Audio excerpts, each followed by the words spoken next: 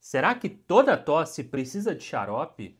Se você trabalha no balcão da farmácia e deseja aprender a cuidar da tosse, na verdade, cuidar do seu paciente com tosse com muita qualidade, fica nesse vídeo que você vai aprender como resolver, como entender essa tosse, o que pode ser utilizado, o que não pode ser utilizado. Isso faz você ganhar a confiança do seu paciente e com certeza acelerar sua evolução no balcão.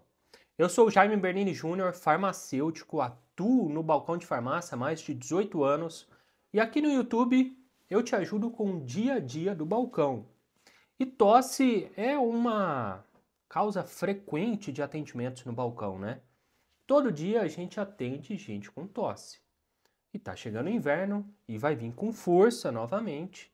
E a gente precisa entender que tosse é um mecanismo de defesa do corpo. Defesa do quê? De alguma coisa. Alguma coisa está acontecendo. Então, a tosse é uma maneira do corpo expulsar o que está no pulmão, ou então abrir o pulmão, você vai entender isso daqui a pouco, dilatar o pulmão para o paciente respirar melhor. E então tem vários tipos de tosse. Então não é só pegar aquele xarope famosão que diz que funciona para todos os tipos de tosse. Não é assim. A gente tem que entender o quadro do nosso paciente para indicar com qualidade. Afinal de contas, você está cuidando de vidas, né? Não é um objeto. Quem está na tua frente no balcão da farmácia ou quem está do outro lado no WhatsApp ou no telefone é uma pessoa e merece muito cuidado e muita atenção. Por isso você tem que estar o mais preparado possível. Basicamente, existem vários tipos de tosse. Tem tosse seca por broncoespasmo, tosse seca por refluxo, tosse com catarro e com broncoconstrição, tosse com chiado no peito, tosse que só piora à noite, tosse porque o paciente toma algum medicamento específico e daí dá tosse. Que estranho, né? Você vai ver, você vai entender, nós vamos chegar lá. Então a gente precisa entender qual que é a tosse do nosso paciente. Por que que está acontecendo tosse? Tosse é só um sintoma. Sintoma do quê? Da onde? Qual a origem? Vamos vasculhar. Qual que é o melhor jeito de vasculhar? O BPS, busca por sintomas. O BPS eu ensino detalhadamente dentro do Destrava Balcão, mas aqui eu vou dar uma pincelada para você entender. O paciente chegou no balcão da farmácia, disse que está com tosse, por exemplo, mas isso se aplica para todas as situações. E a gente não se contenta com o que ele diz. A gente tem que entender. Perguntar para ele quando que começou a tosse, que jeito que é a tosse, tem catarro, que cor que é o catarro. Não, não tem catarro, é seca. Que horas que piora essa tosse? Sente falta de ar? O peito faz barulho? Arde a garganta? A boca tá amarga? O senhor toma algum remédio? Qual remédio? Quando que começou a tomar esse remédio? E desde quando está a tosse? Tem algum momento que melhora essa tosse? O que o senhor já tomou que deu uma melhorada ou o que o senhor já tomou que não valeu nada? Por quê? Todas essas perguntas do BPS vão criando um raciocínio clínico na gente. Opa, entendi que estava assim, o paciente teve uma coriza, passou por uma sinusite, melhorou, mas agora tem tosse. Por quê? Vamos entender. Entendi. Ah, o paciente estava bem, começou a tomar um remédio de pressão e apareceu a tosse. Opa, já entendi. O paciente não tem catarro, não tem espirro, não tem alergia, mas tem uma tosse seca, com a boca amarga que piora à noite, na hora que ele vai dormir. E ele relata que ele tem dor abdominal, dor na boca do estômago, azia. Será que tem relação? Total relação. Então essas perguntas vão te direcionando para uma indicação assertiva. Se você não fizer isso, você vai tentar acertar o gol e vai errar brutalmente. Se acertar o gol, foi sorte. Mas a gente trabalha com vidas e a gente não pode contar com a sorte. A sorte é bem-vinda, mas a gente não pode contar com ela. Por isso que uma técnica bem aplicada facilita a sua indicação, facilita o seu entendimento com a patologia que o paciente apresenta ali. Consequentemente, você acerta, fideliza esse paciente e ganha a confiança dele. Então já faz o seguinte, já encaminha essa aula para o seu colega de balcão que fica perdido durante as indicações de tosse aí, para ele aprender junto com você. Vamos lá, vamos começar com a tosse por broncoespasmo.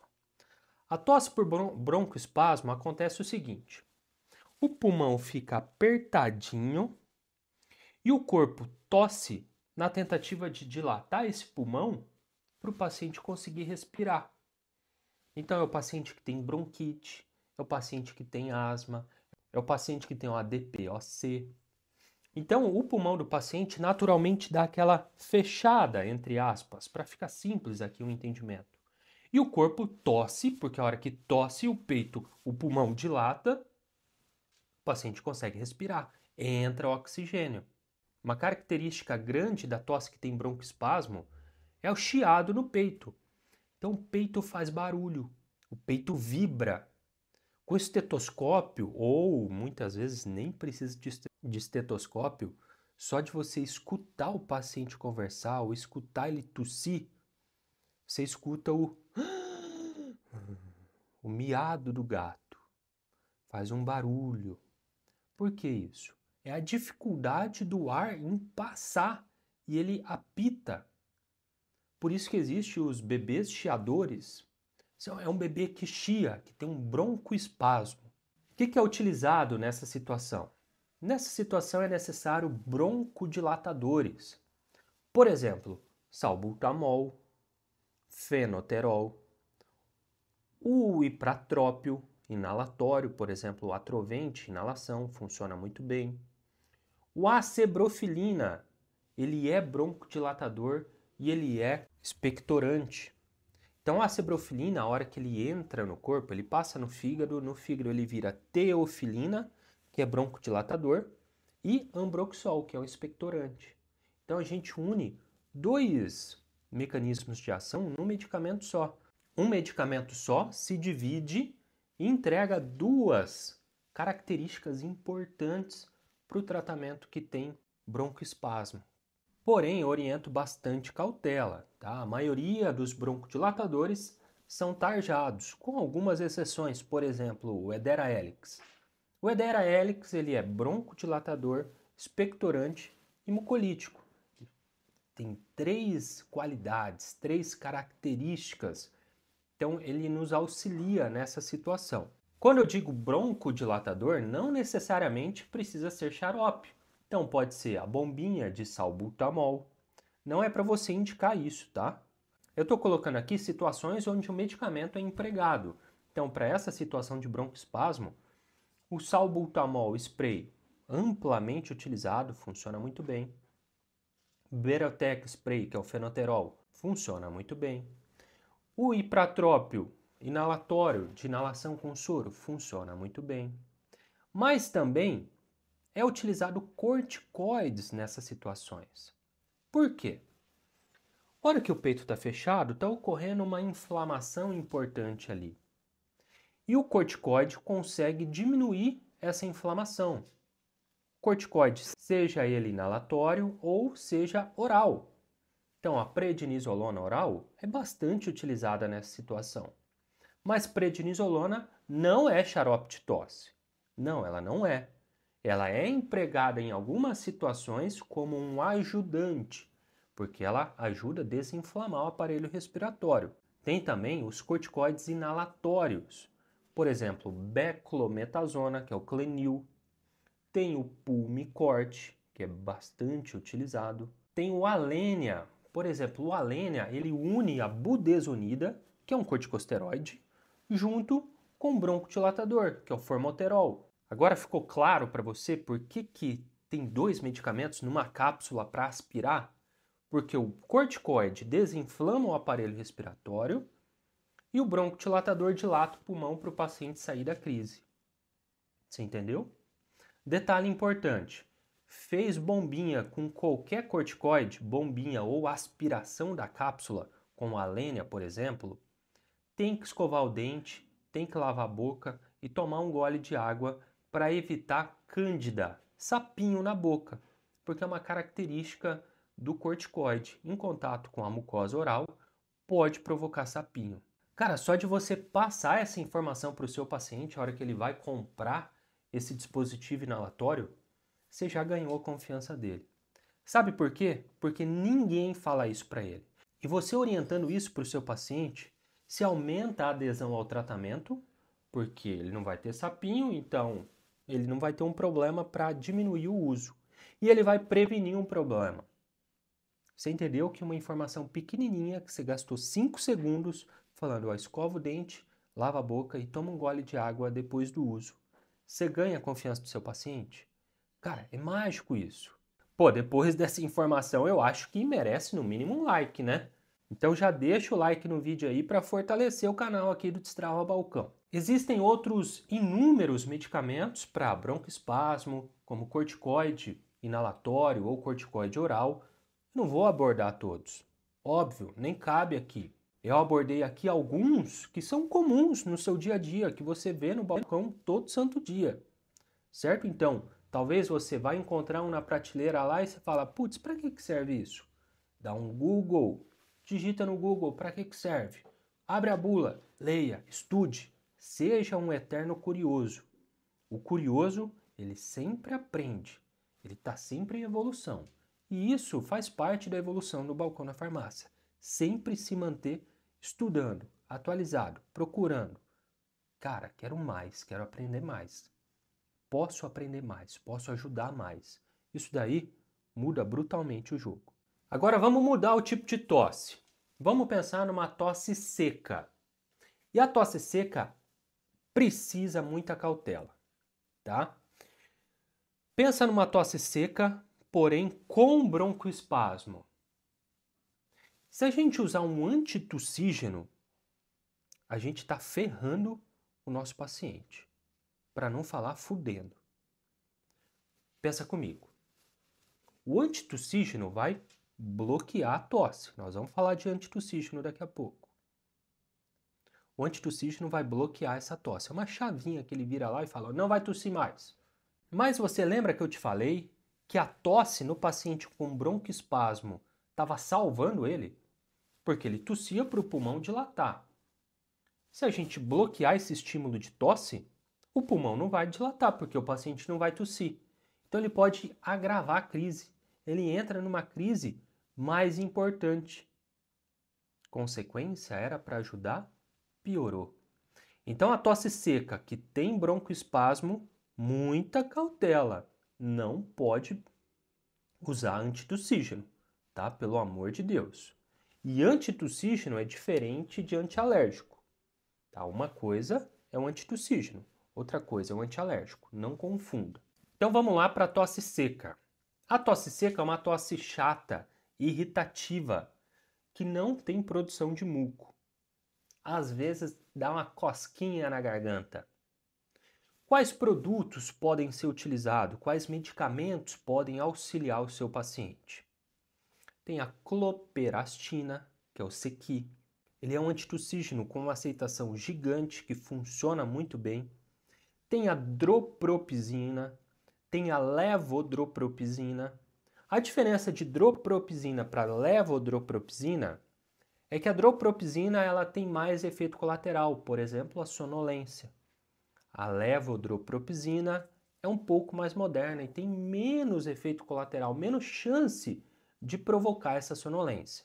Porém, a eficácia dos dois é bastante similar, muito boa as duas. E na tosse com catarro, como que a gente pode auxiliar o nosso paciente? A gente tem bastante produto no balcão para tosse com catarro. Por exemplo, a acetilcisteína, a acebrofenina, que a gente falou dela, o Edera, o guaco, o ambroxol, a carbocisteína, que não é minha preferida nem de longe, a bromexina. Cada um age de um jeito. Por exemplo, a acetilcisteína, ela quebra o catarro e facilita a expulsão do catarro do paciente. Então ela deixa aquele catarro grosso, viscoso, mais fluido, mais fácil de ser eliminado. Por isso que muita gente acha que a acetilcisteína solta o catarro nas fezes. Não é isso que acontece. O que acontece é o seguinte: o paciente estava com o pulmão lotado de catarro. Começou a tomar acetilcisteína. E aí o corpo ativa o movimento ciliar. Aqui a gente tem uns pelinhos que fazem assim, ó. Vão jogando esse catarro aqui, ó, para cima. E tá um catarro bem fluido. Ele não é peloteira de catarro. Por causa da acetilcisteína, ele tá quebrado. Então, os cílios vão jogando aqui para cima. Olha que chega aqui na garganta, tem duas opções. Ou o paciente gospe fora, ou o paciente engole. Se o paciente engolir, vai para onde? Vai para as fezes. Um pouco, o estômago ali consegue degradar, mas muitas vezes não consegue degradar tudo. Então acaba aumentando a quantidade de muco nas fezes. Por isso que muita gente acha que a acetilcisteína puxa o catarro para as fezes. E não é nada disso. É o próprio paciente que engole o catarro que está vindo na boca. E daí vai sair nas fezes. Isso aconteceria com qualquer xarope ou até sem xarope. Se engolir catarro, vai sair nas fezes. Já o acebrofilina, que a gente falou anteriormente, ele é duplo. Ele é broncodilatador para tirar o paciente de um broncoespasmo e jogar o catarro fora. A hora que ele entra no corpo, vira teofilina, broncodilatadora, e ambroxol, que é expectorante mucolítico. Então ele joga o catarro aqui e joga fora. Fantástico, gosto demais. A acetilcisteína é para quando o peito está bem carregado, pesadão. O acebrofilina talvez não tenha tanto catarro, mas tem catarro, mas talvez não é tanto. E tem um agravante do broncoespasmo. A gente também tem a bromexina. A bromexina também é um mucolítico. Quebra o catarro, facilita a expulsão. Diferença da acetilcisteína. A bromexina não é tão potente quanto a acetilcisteína, porém, ainda é um ótimo mucolítico. A acetilcisteína tem outra vantagem, é um excelente antioxidante. Então, o paciente já está com o pulmão tomado de catarro. Seria legal colocar um antioxidante para diminuir a quantidade de radicais livres ali? Pô, seria muito legal. A acetilcisteína consegue fazer isso. É um excelente antioxidante para combater os radicais livres e expulsa com facilidade esse catarro. Por isso que ela é amplamente utilizada na clínica. A bromexina é um excelente mucolítico, porém sem essa vantagem de ser um antioxidante. E a carbocisteína, que eu não sou tão fã, ela também é um mucolítico, porém com uma ação diminuída e sem a vantagem de ser antioxidante. Então a gente não ganha nem pelo poder de mucolítico e nem pelo antioxidante. Pô, então talvez não valha a pena, né? A gente tem o Edera também para tosse com catarro. O Edera é 3 em 1. Ele é um pouquinho broncodilatador, pouca coisa, e é um bom mucolítico e um bom expectorante. Então ele dá uma dilatadinha no pulmão, tanto é que é amplamente utilizado na pediatria, e joga esse catarro fora. Detalhe importante aqui. Por que todos os expectorantes são apenas acima de 2 anos de idade? Menos de 2 anos não tem nenhum expectorante. Por quê? O que o expectorante faz? Joga o catarro para cima, né? A hora que chegou aqui, o que você tem que fazer? Ou engolir ou cuspir. A criança menor de 2 anos, ela não tem uma habilidade tão importante da glote. Então ela pode se engasgar com o próprio catarro. Não quer dizer que o produto faz mal para a criança. Por exemplo, o acetilcisteína, o acebrofilina, o Edera, a bromexina, eles não são tóxicos para a criança. Não é isso. O problema é o que vai acontecer a hora que começar a fazer efeito. Aí que é o problema. Então, começou a fazer efeito, começou a jogar catarro para cima aqui, ó, porque tem que expulsar. Daqui tem que ir para algum lugar. Então, o corpo joga fora. A hora que vem na garganta, a criança se engasga. Que era para ser um problema simples, acaba se tornando um problema complexo, onde pode custar a vida de uma criança. Então, por isso que crianças abaixo de 2 anos não é nem um pouco orientado utilizar algum expectorante, certo? Muita cautela. Broncodilatador é diferente. Lembra que o broncodilatador é só dilatar o pulmão para a criança respirar melhor. Tanto é que é extremamente normal a criança ter broncoespasmo. Então, por isso que muitas vezes, nos casos de criança, o médico não entra com expectorante. Ele entra com corticoide, às vezes inalatório, às vezes oral.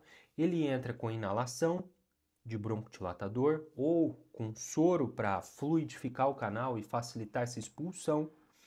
Ele entra com antibiótico para eliminar uma infecção secundária ou então para eliminar uma possível infecção que está acontecendo, porque não pode forçar essa saída do catarro. Então, o prescritor, o médico, o pediatra, ele come pela beirada ali, ó, porque não pode jogar o catarro fora, porque a criança pode se engasgar. Ô Jaime, mas eu peguei uma receita de acibrofilina, de edera, de acetilcisteína para uma criança, 1 ano e pouquinho. Sim, acontece, porém não é orientado, infelizmente. Ponto importante aqui, ó, diabético. E agora? Tá com tosse seca. Como que nós vamos resolver? Xarope tudo tem açúcar. Cara, não precisa de xarope para tratar uma tosse. Você pode tratar com uma gota. Por exemplo, se é uma tosse seca de origem alérgica, você pode utilizar Dropropizina gotas, que é gotas Binelli, Vibral gotas, ou então o Itos Plus em gotas, que tem um antialérgico e antitussígeno, funciona muito bem. Junto com a gotinha de Dropropizina, você pode adicionar um antihistamínico de segunda geração, por exemplo, a fexofenadina.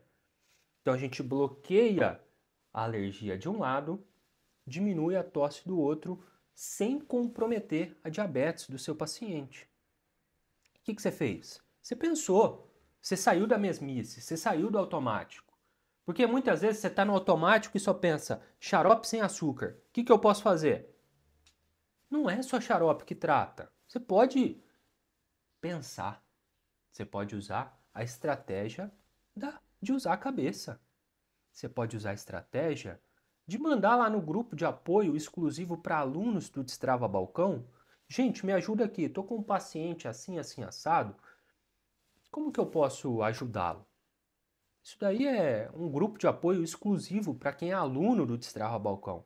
Se você tem interesse de se tornar aluno, trabalha no balcão e quer acelerar a sua evolução, clica no link que está fixado no primeiro comentário aqui nesse vídeo. Lá é um ajudando o outro. Já minha tosse é com catarro nesse diabético. Não tem xarope sem açúcar para tosse com catarro. Talvez até tenha, mas não tem na sua prateleira. Mas daí você pode usar a cabeça mais uma vez. Ir para onde? Ir para um acetilcisteína, uso inalatório. Sabia que existe acetilcisteína em ampola? E essa mesma ampola, ela é injetável ou inalatória? Muito massa, né? Quebra a ampola, coloca no inalador, faz a inalação. Um fedor horrível, cheiro de enxofre, não está estragado, avisa isso para o seu paciente. E você consegue resolver a tosse do seu paciente sem adicionar açúcar na dieta dele. Tudo bem que tem paciente que não está nem aí para diabetes, ele está com medo da diabetes, mas ele sai da farmácia, entra no bar da frente, come 4 coxinhas, 3 coca, coca normal, tá? Não é coca zero não. E fala, ai, não posso tomar xarope com açúcar. Mas não cabe a gente essa situação, né? A gente tem que pisar ali e cuidar do que está no nosso controle. Vamos pensar em outra situação aqui, ó. O paciente está com tosse com catarro, mas ele chega na farmácia e fala, cara, tô com uma tosse seca que não passa de jeito nenhum. Aí você já aprendeu a aplicar o BPS? busca por sintomas e você pede para ele tossir. Tosse aí para eu ver. Aí ele manda aquela tossidona lotada de catarro. Mas o paciente é leigo, ele não sabe. Então o paciente chegou no balcão da farmácia, pede para ele tossir. Escute a tosse dele, porque muitas vezes não é o que ele fala. Muitas vezes é diferente do que ele fala. E se a gente só for pelo que ele fala, a gente pode errar muito. Errar tanto de piorar muito o quadro desse paciente. Por exemplo, esse paciente que está com tosse com catarro, pesado, importante, ele chega no balcão e ele fala, cara, eu tô com uma tosse seca. Aí você pega um hidropropizina ou uma cloperastina, dá para ele, aí a merda tá feita. Pensa comigo, o catarro tá no pulmão e ele tem que sair para fora, ele tem que jogar fora, porque catarro é bactéria, água e células de defesa. As bactérias que estão aqui no pulmão, entrando oxigênio do bom, no quentinho, o que elas vão fazer? Se replicar. Elas não são tontas. Elas, vamos aproveitar. Aí você vai lá e dá um antitussígeno para o seu paciente. A tosse estava até tentando jogar esse catarro fora, mas você foi lá e bloqueou essa tosse. Agora o que estava tentando sair fora não vai tentar mais. Vai ficar preso aqui dentro. E o catarro preso dentro do pulmão do seu paciente vai evoluir para um quadro muito mais grave. Então, muita atenção. É extremamente perigoso indicar um antitussígeno num paciente que está com tosse com catarro. A chance de você piorar o quadro desse paciente é enorme, porque o pulmão vai ficar lotado de catarro, essas bactérias vão evoluir, vão se multiplicar, pode virar uma pneumonia. Putz, só queria ajudar. Atrapalhou. Por quê? Faltou preparo, faltou conhecimento, colocou a vida do seu paciente em risco por falta de informação. Então, depois disso, não vai faltar mais informação. Você está aqui, com uma aula breve, rápida, curta, para entender melhor a tosse, entender melhor os medicamentos que são utilizados para cuidar do seu paciente. Cara, se isso daqui não vale a sua inscrição aqui no canal do Destrava Balcão, eu não sei o que vale. Então já se inscreve no canal, ativa o sininho, porque todo domingo às 8 horas da noite tem vídeo novo aqui no canal para te manter atualizado. Balcão de farmácia é atualização constante, aprendizado constante. Balcão de farmácia não se aprende uma vez. Balcão de farmácia se aprende todo dia. Eu aprendo muito todo santo dia. E você também. A gente estava falando de tosse com catarro e eu acabei esquecendo de falar de um muito famoso, mas que merece cautela. Do guaco. O guaco é um xarope natural, né? Não dá nada não. O guaco tem cumarina. Cumarina, se tomado por um período importante, pode levar o seu paciente a ter sangramento. Putz, Jaime, sangramento no xarope? Sangramento. Vamos piorar o quadro? Vamos supor que esse paciente toma clopidogrel ou toma AS por causa de um problema de circulação. Pois é, você acaba de complicar o quadro do seu paciente. Ah, Jaime, mas eu não sabia. Pois é, aprendeu. A cumarina tem um detalhe importante também. Tem gente que tem alergia à cumarina.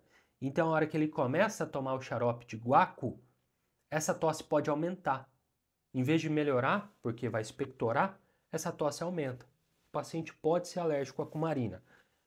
Não é impossível, não é comum, mas não é impossível. Agora, a questão dele provocar sangramento é importante. Então, guaco, no máximo 7 dias de uso. A bula orienta 14, no máximo 14. Vamos trabalhar na segurança? 7 dias está de bom tamanho. Ô Jaime, mas você falou que tinha uma tosse que piorava à noite. A hora que o paciente deitava, que tosse é essa? Tosse de refluxo. Tosse de refluxo é muito comum. O ácido que está no estômago sobe para a garganta devido a um problema na válvula que separa esôfago de estômago. Esse ácido irrita a garganta, ativa a nervo vago e o paciente tosse. Por que piora à noite? Porque de dia o paciente está de pé, então a gravidade força o ácido descer, né? Hora que ele deitou à noite para dormir, agora é linha reta, é lado a lado aqui, ó. Então o ácido acaba correndo para a garganta e provocando muita tosse. Resolve tosse de refluxo com xarope? Não. Resolve com inibidor de bomba de prótons e acelerador de esvaziamento gástrico. Por exemplo, domperidona. Fantástico. Quando tem lesão na parede do esôfago, sucralfato, que é o sucrafilme. Maravilhoso também. Ele acha as lesões e ele tampa ali, ó, faz um curativo nas lesões, acelerando a cicatrização. Então a domperidona acelera o esvaziamento gástrico e como se ela, entre aspas, fechasse essa válvula que separa estômago de esôfago. Seu paciente tem uma melhora muito importante, além, óbvio, das medidas não farmacológicas. Não se alimentar logo antes de dormir, não comer com pressa, mastigar muito bem mastigado, elevar um pouquinho a cama, né? Deixar ela com a cabeceira um pouquinho elevada, porque isso daí atrapalha o retorno do ácido. Todas essas medidas são de extrema importância e aceleram a recuperação do seu paciente. Jaime, mas muito se fala de limpeza com soro, até agora você não falou. Limpeza com soro ajuda? Muito, muito. Limpeza com soro arranca o catarro que está aqui, ó, no seio da face. A hora que o catarro está aqui, à noite ocorre um gotejamento pós-nasal. Então, a hora que a gente deita, o catarro que está aqui no seio da face corre por trás da cabeça aqui, pinga no fundo da garganta e a gente tosse. Então, remover esse catarro diminui a chance de desenvolver uma sinusite, por exemplo, ou uma infecção bacteriana secundária e diminui esse gotejamento pós-nasal. Consequência, acelera muito a recuperação do seu paciente, porque só de desobstruir a via aérea aqui e o paciente conseguir respirar pelo nariz, já mudou o jogo brutalmente. Você pode adicionar uma desloratadina, por exemplo, às vezes o paciente está com um gotejamento importante, vai diminuir essa rinite, você faz a limpeza e o paciente não evolui para uma tosse importante. E aquela tosse que você falou que era por causa de um remédio? Que tosse é essa? Remédio da tosse? Dá. Quais? Uma classe que é bastante utilizada, muito famosa, mas às vezes passa despercebida.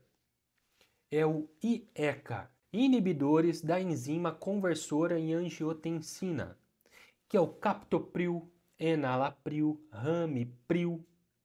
Todos esses provocam tosse, porém o captopril é o mais brabo, esse que dá tosse. Em todo mundo? Não, não é todo mundo. Alguns pacientes têm a característica aí de apresentar tosse. E essa tosse ocorre devido ao acúmulo de bradicinina. Como que resolve essa tosse? Muito simples, mandando o paciente de volta para o cardiologista para trocar o antihipertensivo. No balcão, a gente infelizmente não consegue fazer nada a não ser mandar ele para o médico, porque a única coisa que vai resolver a tosse desse paciente é trocar o antihipertensivo. Pode usar o xarope que for. Pode melhorar? Pode melhorar. Vai voltar a acontecer. Pode usar a simpatia que for. Vai voltar a acontecer. Pode fazer a limpeza com soro que for. Vai voltar a acontecer. Por quê? Porque está ocorrendo acúmulo de bradicinina. E essa bradicinina aumentada provoca tosse. Então só melhora quando troca o antihipertensivo. E daí ele pode trocar, o médico pode trocar por um enalapril. E essa tosse desaparecer, mesmo sendo da mesma classe. Por quê? Porque o captopril é mais característico de provocar essa tosse. Ou então o contrário, o paciente toma um ramipril, que é o Naprix. Ele provoca pouca tosse, mas ele está na classe que provoca tosse. Pode acontecer? Pode. Apesar de raro, pode acontecer. O enalapril também pode acontecer. Então, o nosso corpo é bem cheio de interrogações, cheio de dúvidas, por isso que é importante a gente sempre estar estudando, sempre estar atualizando. E tosse sempre merece atenção. É um sintoma comum, mas merece muita atenção quando tem febre associada a essa tosse. Abre o olho. Tosse persistente, 3 semanas tossindo. Cara, médico. Pode ser tuberculose. Tosse seca, chata, estridente, que não passa de jeito nenhum. Pode ser coqueluche. Médico. Tosse com sangue. Médico. Pode ser pneumonia. Tosse com dor nas costas. Médico. Pode ser pneumonia. Falta de ar importante, então broncoespasmo importante. Médico, tá numa crise. Então, a gente consegue resolver muita coisa no balcão, mas a gente tem que ter a noção do que é pra gente e do que não é. Lembre-se, você está cuidando de uma vida, e se você tentar resolver tudo, achar que você é o Superman, você pode colocar a vida do seu paciente em risco. E a gente quer justamente ao contrário, cuidar da vida dele, prolongar a vida dele. Porque na nossa profissão, uma das características da nossa profissão é prolongar vidas. Quando você entender isso, sua cabeça vai explodir. A gente prolonga vidas, cara. Mas se jogar errado, você encurta vidas. Ah, não é isso que a gente quer, de jeito nenhum. Então, resumindo tudo que a gente conversou, tenta identificar qual que é o motivo da tosse do seu paciente. Será que é refluxo? Será que tem catarro? Será que toma remédio de pressão? Quando que começou? Será que é alergia? Será que está com o nariz escorrendo? Tudo isso é fundamental. Orienta ele com clareza. Por exemplo, o médico passou uma bombinha com corticoide. Explica para ele, tem que lavar a boca depois. Escova o dente, toma um gole d'água, senão você vai ter sapinho. Ganha a confiança do seu paciente. Não basta você ser bom.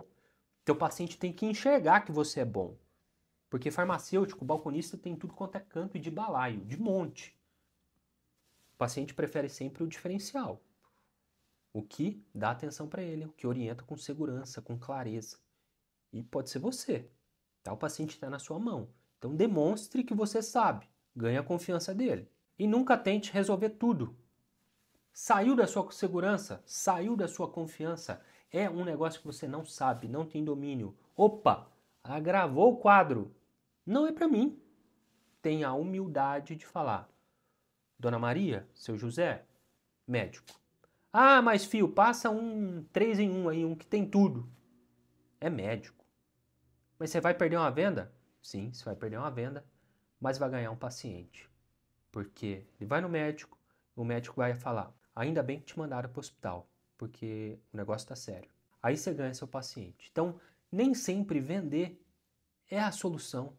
Às vezes a gente tem que perder uma venda para ganhar a vida do seu paciente, para ganhar a confiança dele. Porque a gente não consegue resolver tudo. Ainda bem, né? Porque tem vários profissionais, é justamente para isso. Cada um atua no seu quadrado, cada um trabalha onde é especialista, onde é profissional e onde consegue resolver. Então, se você quer acelerar sua evolução no balcão da farmácia, ganhar a confiança do seu paciente, vender mais sem precisar empurrar nada, ter acesso ao grupo de apoio exclusivo para alunos do Destrava Balcão, mapas mentais de todas as aulas de indicação, inclusive tem módulo completo lá de resolvendo problemas do aparelho respiratório. Eu te convido a clicar no link fixado no primeiro comentário aqui e começar já o Destrava Balcão. Fechou? Eu te aguardo no Destrava Balcão. Valeu, um abraço!